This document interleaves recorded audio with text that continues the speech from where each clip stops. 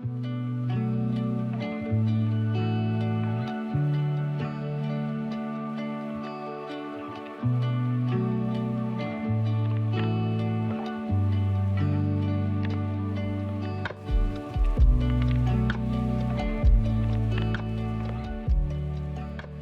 días, iglesia.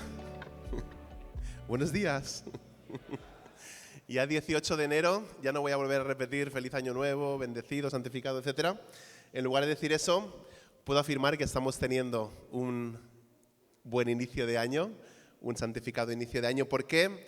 Porque aunque no todas las cosas vayan como nosotros esperamos o como deseamos, pero Dios está con nosotros, lo acabamos de cantar. Y no hay una mejor forma no solamente de empezar el año, sino de vivir nuestras vidas, que hacerlas con Dios con nosotros. Déjame hacerte una pregunta antes de seguir. Si alguien escuchara tus oraciones, las oraciones que has hecho esta última semana, ¿sabría realmente a quién amas? Si alguien hubiera escuchado tus oraciones durante esta última semana, ¿sabría realmente a quién amas? Porque cuando amas a alguien de verdad, lo llevas delante de Dios en oración. Este martes hablábamos acerca de la comunidad, de lo que hace que una iglesia persevere. Y os quiero decir algo. Hoy esta iglesia, la iglesia Betel, está llena con algunas de las personas más increíbles que por lo menos voy a conocer de este lado de la eternidad. A veces o siempre nos sorprende y nos sonroja algunas invitaciones que hemos recibido en los últimos años a pastorear otras iglesias, no solamente en España, sino en otros lugares, otras comunidades. Pero siempre la respuesta de nuestro corazón es que no hay otro lugar en el que prefiramos estar. No hay otra gente a la que prefiramos servir, ni ninguna congregación a la que yo prefiera pastorear que la iglesia Betel en Vic. Y esta carta a los filipenses captura muy bien estos sentimientos, nuestros sentimientos. Cada semana me animáis, diría que demasiado, con vuestras palabras.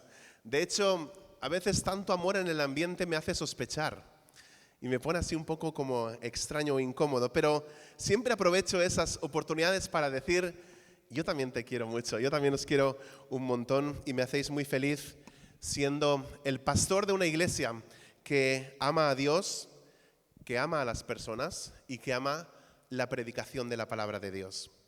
La semana pasada os decía que Dios completará su obra en nosotros a medida que nosotros colaboremos con Él en su obra. Y vimos esto que tenéis aquí, que es el resumen.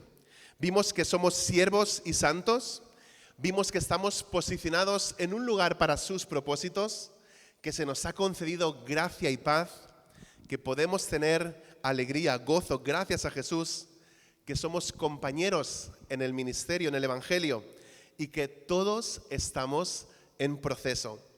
Os animé a que leyerais por lo menos una vez a la semana la carta a los filipenses. ¿Cuántos habéis leído la carta a los filipenses por lo menos una vez esta semana?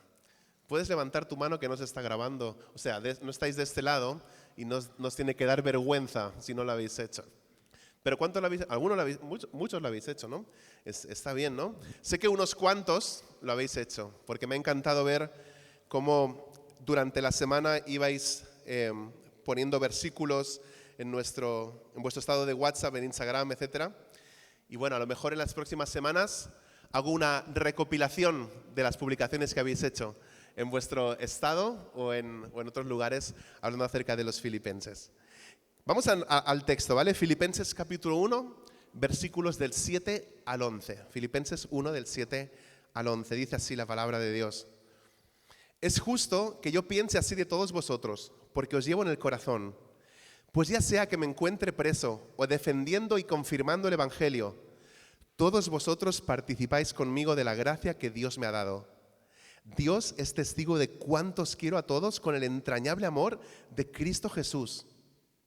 Esto es lo que pido en oración, que vuestro amor abunde cada vez más en conocimiento y en buen juicio, para que discernáis lo que es mejor y seáis puros e irreprochables para el día de Cristo, llenos del fruto de justicia que se produce por medio de Jesucristo, para alabanza, para gloria y alabanza de Dios.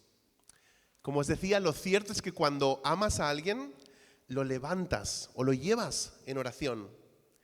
Si os cuesta amar a alguien o necesitáis ayuda para amar a alguien, entonces mi consejo es que puedas orar por esa persona hasta que puedas llegar a amarlo. Hablando de gente que necesita amor, ¿qué pasó con el Real Madrid esta semana? No, porque el domingo el Barça, luego entre semana el Albacete. Y aquellos de la iglesia que sois del Madrid y que siempre me mandáis memes y toda esa cosa, ¿qué ha pasado con los memes y las cosas durante la semana? Ahora, me alegra que en lugar de mandarme los memes y las cosas y tal, ahora, por un extraño suceso, me habéis mandado versículos de Filipenses. Los que siempre estáis mandando cosas cuando pierde el Barça o gana el Madrid, ¿no? Pero bueno, eso me alegra. Ahora, esto no interesa porque esto solo nos gusta la polémica, ¿no? En las redes sociales y vídeos de jugadores insultando a otros y peleándose, pisando al rival, etc. Pero fijaos que ciertas compañías o ciertos medios intentan capturar algunas imágenes fuera de cámara, fuera de lo que normalmente ve la gente. Y algo que me ha sorprendido esta semana es que tanto jugadores como del Real Madrid como del Barça estaban, en este caso del Barça, consolando a los del Real Madrid en el partido de la Supercopa. Esto no se vio en muchas cámaras, pero Rafinha iba por ahí abrazando a los rivales y consolándolos, ¿no? Y también Ronald Araujo, que es cristiano evangélico, él también iba por ahí abrazando a las personas, ¿no? Consolando a los jugadores del equipo contrario. Ahora, volviendo a lo que nos interesa, el apóstol Pablo quiere que los filipenses sepan algo. Os tengo en mi mente, os tengo en mi corazón, os tengo en mis oraciones. Somos un equipo de hermanos y hermanas en una misión y nos arrodillamos unos por otros para que podamos glorificar a Dios cuando hacemos discípulos de Jesús entre nuestros vecinos, a nuestro alrededor, en las naciones. Así que vamos a aprender algunas cosas en esta mañana acerca de este modelo de oración del apóstol Pablo. La primera cosa que podemos aprender es que debemos expresar nuestros sentimientos. A veces se describe al apóstol Pablo como un hombre severo, como un hombre rudo, como un hombre bastante fuerte en cuanto a sus palabras. Pero en el versículo 7, fíjate que no tiene ningún problema en expresar sus sentimientos hacia los filipenses. Es justo que yo piense así de todos vosotros porque os llevo en el corazón. Pues ya sea que me encuentre preso o defendiendo el Evangelio, todos vosotros participáis conmigo de la gracia que Dios me ha dado. Y aunque no queremos dejarnos llevar por los sentimientos, pero Pablo nos muestra la importancia de expresar afecto por nuestros hermanos y hermanas en Cristo. Y me encanta aquí que está hablando de todos vosotros, dice, todos vosotros. Y lo usa por lo menos 3 veces en los versículos del 7 al 8, 9 veces en toda esta carta. Ahora, ¿por qué he querido mencionar esto? Porque Pablo no excluye a nadie. Y él quiere comunicar que cada creyente está unido entre sí. Dice, todos vosotros. Qué expresión tan bonita, ¿no? Esta que dice ahora, os llevo en el corazón. ¿Qué pasaba? Os llevo en el corazón. Y esto nos lleva a hacernos tal vez esta pregunta. ¿Sientes ese intenso afecto por todos los cristianos que conoces, aunque sean diferentes a ti? ¿Tú también sientes ese profundo afecto por todos los cristianos, aunque sean diferentes a ti? En el versículo 8, él describe la profundidad de sus sentimientos, incluso pone a Dios como testigo de lo que él realmente siente. Dios es testigo, dice el versículo 8, de cuánto os quiero a todos con el entrañable amor de Cristo Jesús. Me encanta este uso de esta palabra aquí, el entrañable amor. Entrañable. ¿A qué os suena entrañable? Es una expresión que tiene que ver, una expresión muy fuerte en el idioma original, en el griego, para denotar la intensidad de un apego muy fuerte hacia otra persona. Literalmente significa algo que se mueve en sus entrañas. lo entrañable, desde las entrañas, ¿no? Se agitan cuando Él piensa en los creyentes. Sentía un afecto ardiente por ellos. Y lo que más me encanta es que el origen de estos sentimientos entrañables proviene de Cristo Jesús. Y no es que Pablo se emociona y por eso en este momento usa esta expresión. Luego en el capítulo 4 de esta carta, versículo 1 dice: por lo tanto, queridos hermanos míos, a quienes amo y tanto añoro, vosotros que sois mi alegría y mi corona, manteneos así firmes en el Señor. También cuando le escribe a los tesalonicenses en la primera carta, capítulo 2, versículo 8, dice: así nosotros, por el cariño que os tenemos, nos deleitamos en compartir con vosotros no solo el Evangelio de Dios, sino también nuestra vida. Y fíjate que en símbolo de admiración dice: tanto hemos llegado a quereros. Me encanta eso. Ojalá podamos expresarnos así unos de otros y llegar a querernos también de esta manera.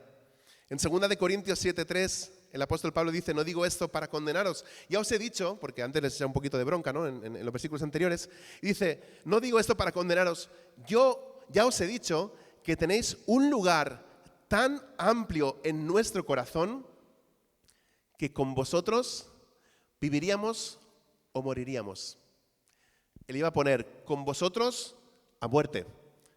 Pero dijeron: Pablo, eso no queda bien.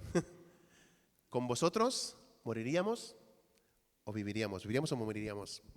La semana pasada aprendimos que los creyentes de Filipos estaban en la mente de Pablo, ya que él recordaba cómo habían colaborado con él. Pero aquí vemos que también están en su corazón, porque eran copartícipes de la gracia de Dios. Y él lleva a estos creyentes en oración delante de Dios. Asegurémonos de llevar a las personas en nuestro corazón, y cuando lo hacemos, no podemos evitar orar por esas personas. Cuando amas a alguien, lo levantas, lo llevas delante de Dios en oración. Si necesitas ayuda para amar a alguien, ora hasta que lo ames. La segunda cosa que vemos en esta oración es que Él intercede con un enfoque muy concreto. La semana pasada también aprendimos del versículo 4 cómo oraba Pablo. Y él oraba con gozo, dijimos, con alegría. Ahora en los versículos del 9 al 10 vamos a ver qué es lo que oraba. Vimos cómo, ahora vamos a ver qué es lo que él estaba orando. Me imagino que la mayoría de nosotros sabemos que debemos orar, ¿no? Pero muchas veces creo que nos cuesta concentrarnos cuando llega ese momento de orar, ¿no? Me pregunto si es porque no siempre sabemos qué decir cuando vamos delante de Dios en oración, o tal vez porque nos entra sueño cuando empezamos a orar por otras personas. Creo que nos pasa a todos cuando no estamos enfocados, ¿no? Recuerdo que uno de esos días en la semana, y no estaba ni siquiera en la cama, estaba en mi escritorio, esto ya es más grave todavía, porque me puse a orar y cuando estaba orando, cuando acabé de orar, en realidad lo que había hecho en mi mente era la lista de la compra del Mercadona. ¿Os ha pasado eso? ¿Os ha pasado o no os ha pasado? Sí os ha pasado, claro que os ha pasado. Estás orando y de repente te viene: ay, falta queso y jamón, ¿no? Y es verdad, y el pan para el bikini, y la mantequilla de no sé qué. Y de repente, cuando te das cuenta, dices: ¿qué ha pasado? Si yo empecé orando y ahora estoy aquí con otra cosa, ¿no? Como dice mi mujer, se nos va el pájaro.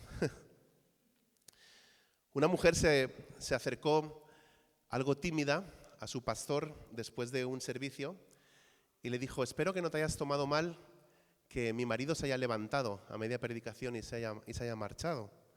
Y el pastor le dijo: la verdad es que me ha desconcertado un poco que a media predicación tu marido se levante y se vaya. Y la mujer le dijo: por favor, ten en cuenta que no tiene nada que ver con tu predicación. Él ha sido sonámbulo desde que era niño.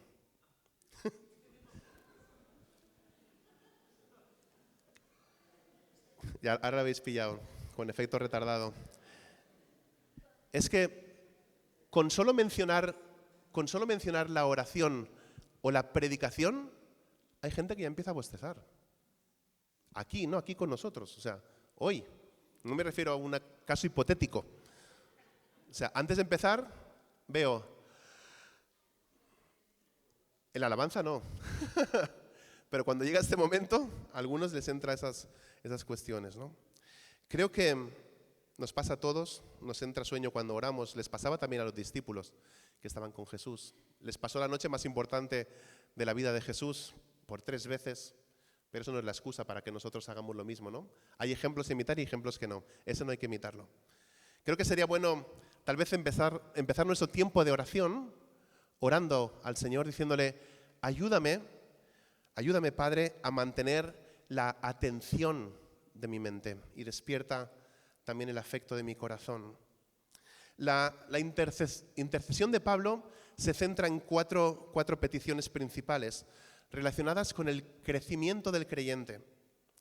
No se limita a decirle a los filipenses, hey, que estoy orando por vosotros, sino que les dice por qué está orando por ellos.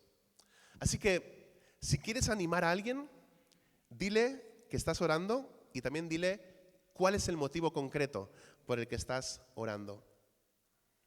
La primera petición se encuentra en el versículo 9 y nos habla de un amor que abunda.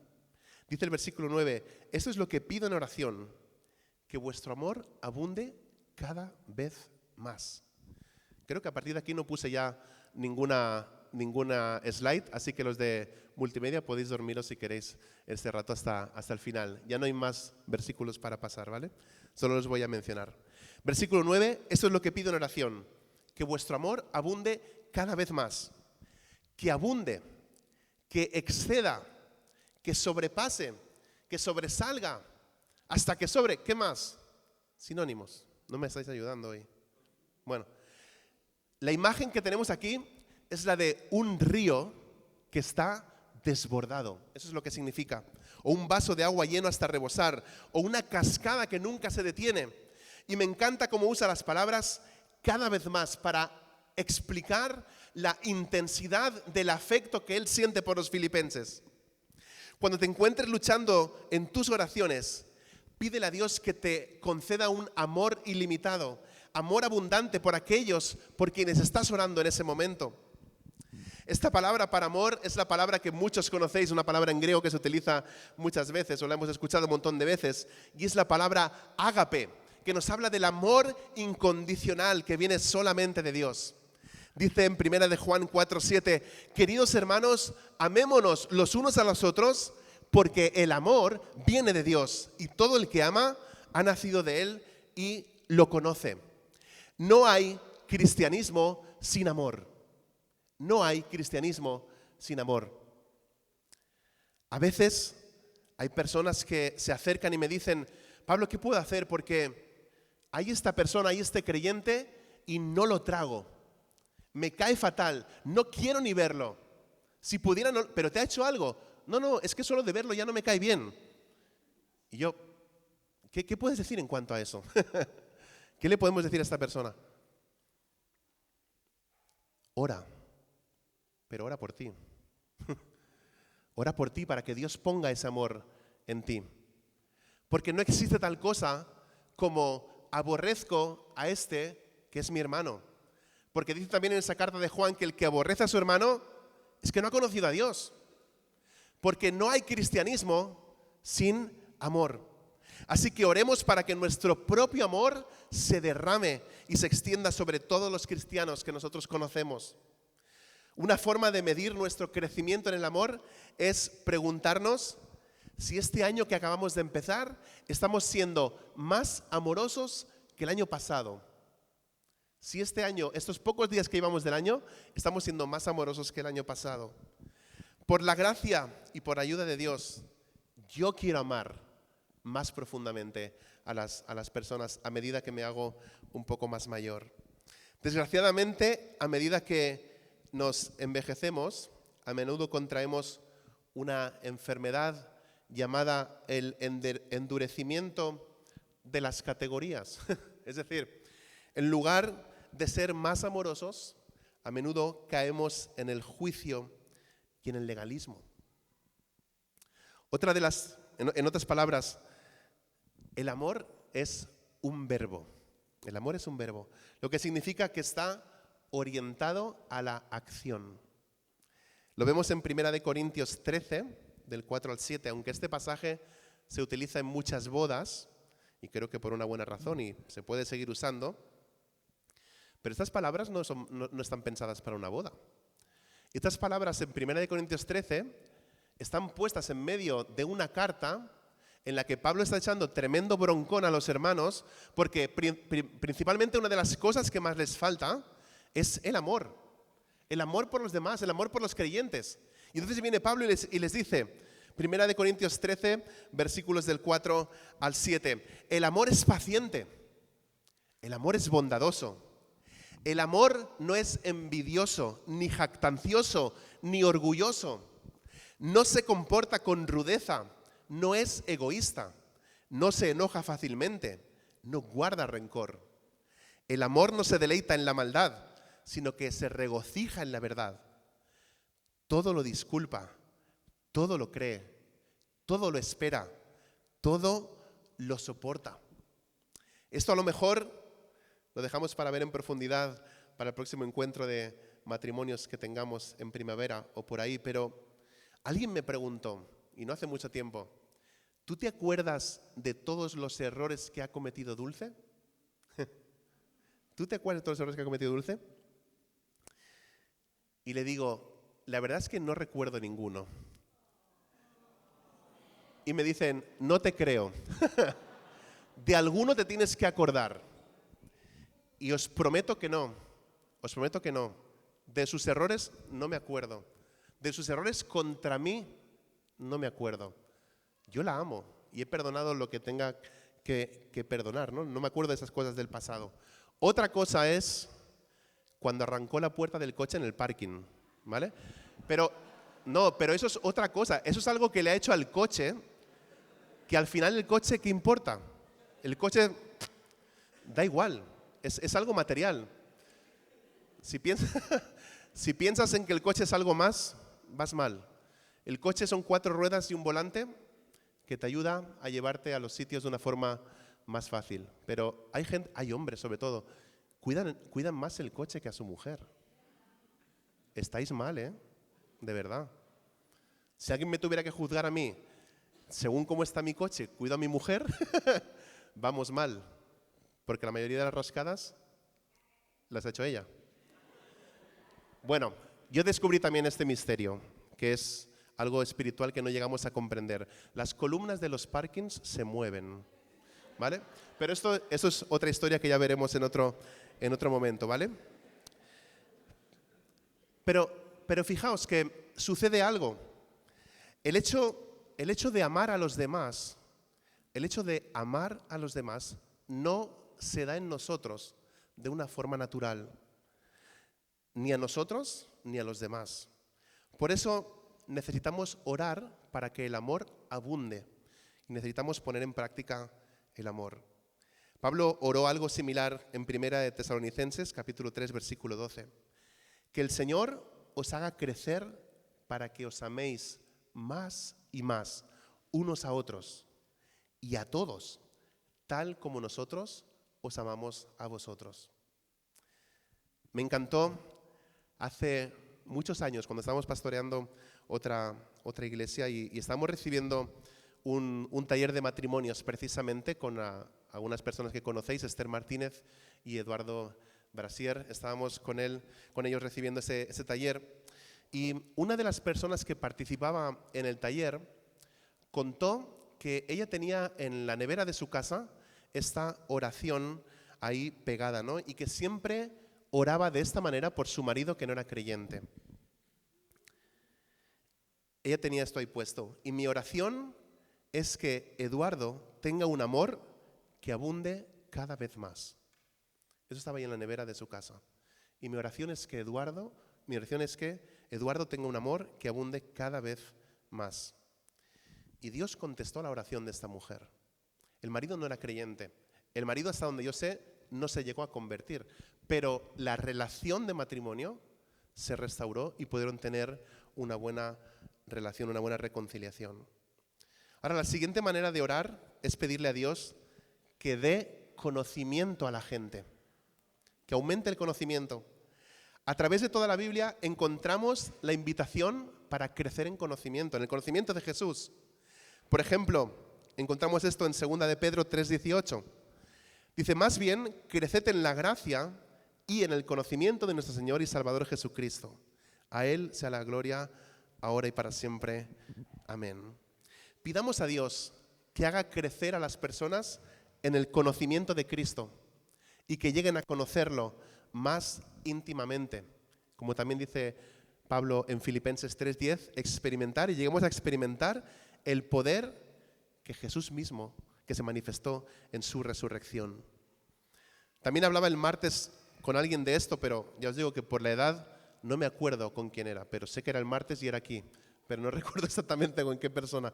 Pero yo le estaba recordando este texto que se encuentra en Santiago capítulo 1, que es una promesa de parte de Dios, que dice, si a alguien le falta sabiduría, pídasela a Dios y Él le dará abundantemente, abundantemente. Como siempre digo, desde hace varios años, y siempre repito lo mismo, y muchos domingos aprovecho, estamos en proceso. Todos estamos en proceso. Y me encanta formar parte de una iglesia en la que hay tantos niños que están aprendiendo y hay tanta gente recién convertida también dando sus primeros pasos en la fe. Porque estamos aquí para ayudar, a enseñar y a formar mientras hacemos discípulos de Jesús entre nuestros vecinos y las naciones. Este amor sin límite conduce a un mayor conocimiento y la otra petición que hace es para expandir el discernimiento. Dice, y en buen juicio para que discernáis lo que es mejor.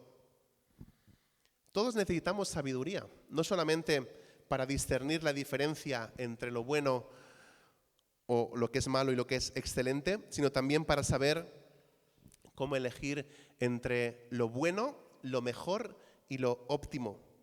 Y una forma de ampliar nuestro discernimiento es mediante la lectura regular de la palabra de Dios, la lectura regular y constante de la Biblia.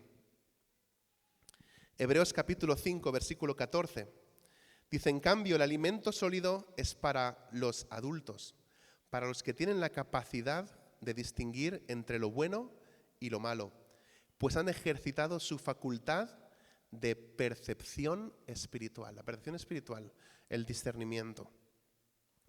Oramos por discernimiento para que en lugar de vivir vidas mediocres, podamos saber lo que es realmente importante. Cuando intercedes en oración de esta manera por los demás, le estás pidiendo a Dios que les dé la capacidad de examinar todas sus opciones y actividades para tener la sabiduría de elegir el camino más excelente. Necesitamos discernimiento en relación a la doctrina también y a la toma de decisiones. Alguien me decía esta semana, sí sé quién es, pero no voy a decir el nombre, ¿vale? No soy tan mal, pero es que hablamos algo en la intimidad. Pero me decía, ¿cómo puedo saber si esta situación, esta cuestión se trata de un error doctrinal, de un error de enseñanza? ¿Cómo puedo saberlo? ¿Y cuál es la respuesta? Lee la Biblia,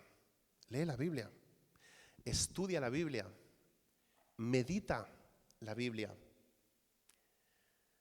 Primera de Tesalonicenses 5:21 nos desafía a no aceptar simplemente lo que vemos en la superficie. Es un versículo que lo sabéis todos de memoria. Examinadlo todo y retened lo bueno. Examinadlo todo y retened lo bueno. El conocimiento hace esta pregunta: ¿qué es lo correcto? El conocimiento nos hace esta pregunta: ¿qué es lo correcto? Pero el discernimiento hace esta otra pregunta: ¿qué es lo mejor? ¿Qué es lo mejor? A medida que Pablo avanza en la oración, ora para que los creyentes crezcan en santidad. Dice, y seáis puros e irreprochables para el día de Cristo. Os voy a compartir una píldora cultural que aprendí esta semana, que tiene que ver con la pureza. Dice que antiguamente los alfareros, cuando hacían una de sus piezas, de sus platos, de sus jarrones, etc., se consideraba que el que tenía más calidad era el plato más fino o la vasija más fina, que tenía las paredes menos gruesas. Pero ¿qué sucedía? Mientras ellos estaban trabajando eso y lo ponían en el horno para cocer, resulta que algunas de esas piezas se rompían. Y al romperse y hacerse en pedazos, venían algunos listos, como siempre sabéis que hay amigos de lo ajeno, amigos que les gusta engañar y que les gusta robar a los demás. Venían algunos y cogían estos jarrones rotos y cogían una especie de cera que unía las piezas del barro. Y cuando lo volvían a lijar y medio pintar, parecía que ese jarrón estaba completamente intacto. Era un jarrón bueno. ¿Y qué pasaba? Cuando las personas compraban esos jarrones y llegaban a casa y empezaban a usarlo, pues se les rompía todo. Ahora, a esta cera que le echaban, luego empezaron a tomar las ollas, los vasos, lo que fuera que ellos confeccionaban con el barro, y le ponían una estampa o un sello abajo en el culo de la cerámica, cuando lo levantaban, un sello que decía Sine Cere. Sine Cere. ¿A qué suena eso? Sin cera significa, sin cera. Entonces tú podías coger ese jarrón, levantarlo y ver que decía sin cera. Ok, este no se ha roto, no lo han pegado con esa cera, me lo puedo llevar y lo puedo usar tranquilamente, ¿no? Sincera. De ahí es donde viene la palabra sinceridad. Sincera, que nosotros utilizamos. Qué bonito es aprender cosas, ¿no? Hoy has aprendido algo, mira. Ahora, no solamente habla de sinceridad, dice que seamos irreprochables. ¿Qué significa? Que no tiene defecto o tacha que merezca reproche. Pues me quedé igual y busqué el diccionario de sinónimos y dice que es correcto, perfecto, impecable, intachable, íntegro, limpio, justo. Eso significa irreprochable. Pablo ora para que los creyentes sean puros, sean sinceros y se mantengan apartados, de modo que estén preparados para presentarse ante el Hijo para el día de Cristo. Hay una canción de un grupo que se llama Dizzy Talk, o Dizzy Talk, como decían algunos. Es un grupo estilo Nirvana. ¿Cuántos conocéis el grupo Nirvana? No os hagáis que algunos lleváis las camisetas y todo.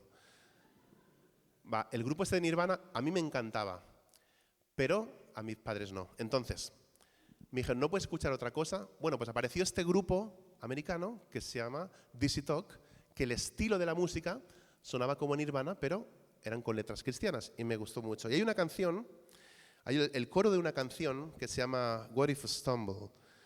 Significa, ¿y qué sucede si tropiezo? Y el trocito de la canción dice, ¿y si tropiezo? ¿Y si caigo? ¿Y si pierdo el equilibrio y quedamos todos en ridículo? ¿Seguirá el amor cuando mi andar se convierta en un arrastrarme? Y vuelve a decir, ¿y si tropiezo? ¿Y si caigo? ¿Y si tropiezo? ¿Y si caigo? Creo que es una buena pregunta para hacernos. ¿Lo que voy a hacer va a hacer que otros tropiecen? ¿Lo que voy a hacer va a hacer que otros tropiecen? Y otra pregunta podría ser, ¿me avergonzaría si Jesús regresara en este momento mientras estoy haciendo esto? Haz esta pregunta. ¿Me avergonzaría si Jesús regresara y estoy haciendo esto en este momento? Piensa en eso antes de masturbarte viendo la pornografía.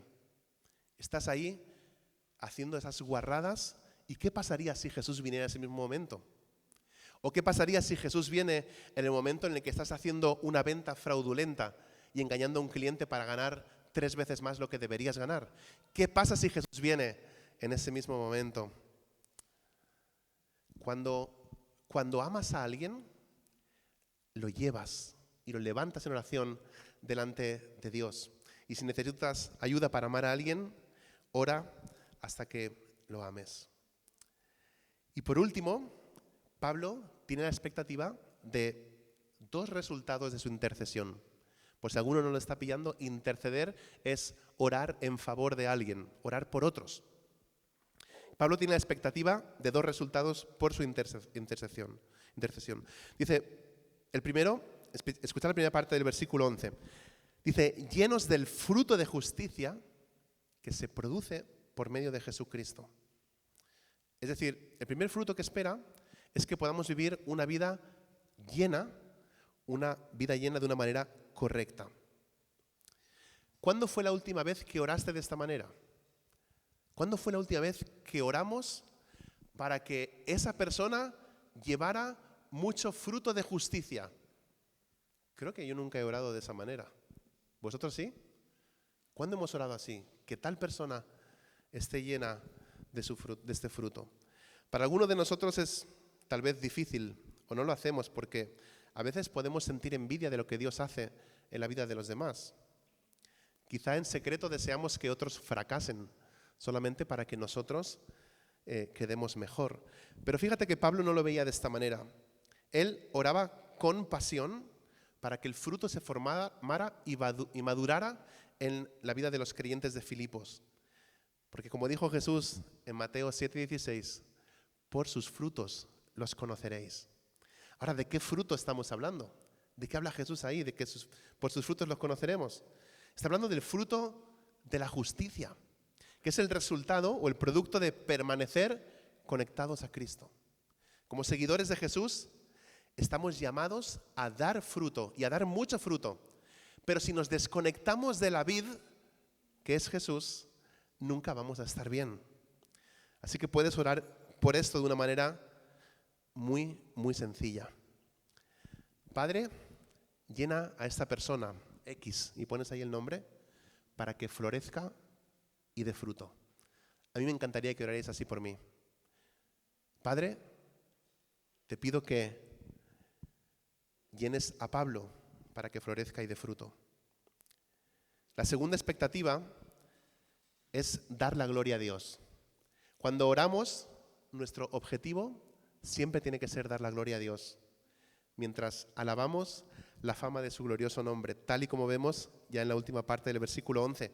Dice, para gloria y alabanza de Dios. ¿Qué es la gloria de Dios? La gloria de Dios es la totalidad de su perfección.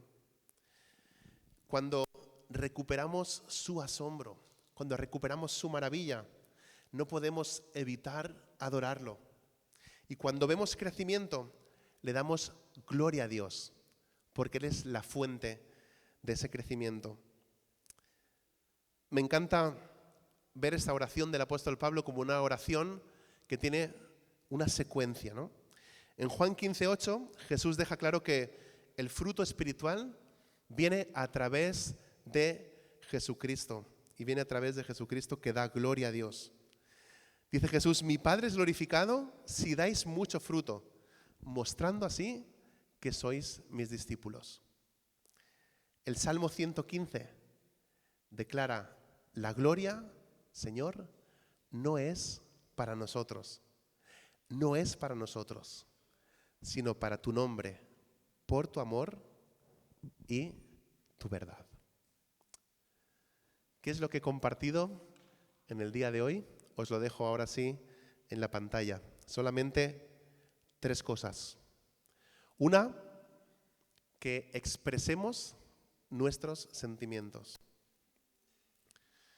2, que ejercitemos la concentración orando por un amor abundante, por un mayor conocimiento, por un discernimiento más amplio y un crecimiento en la santidad. Y en último lugar, que esperemos el fruto de vivir una vida recta y que da gloria a Dios. Me gustaría que, para terminar, pudierais poneros en pie y me gustaría terminar leyendo esta oración que hemos visto en esta mañana, pero de una forma personalizada. Vamos a personalizar esta oración y terminaremos así.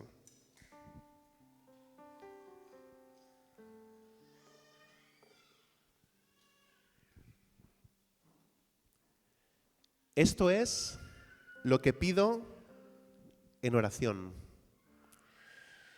Que el amor de la Iglesia Betel abunde cada vez más en conocimiento y en buen juicio, para que Betel discierna lo que es mejor y seamos puros e irreprochables para el día de Cristo, llenos del fruto de justicia que se produce por medio de Jesucristo, para gloria y alabanza de Dios. Amén.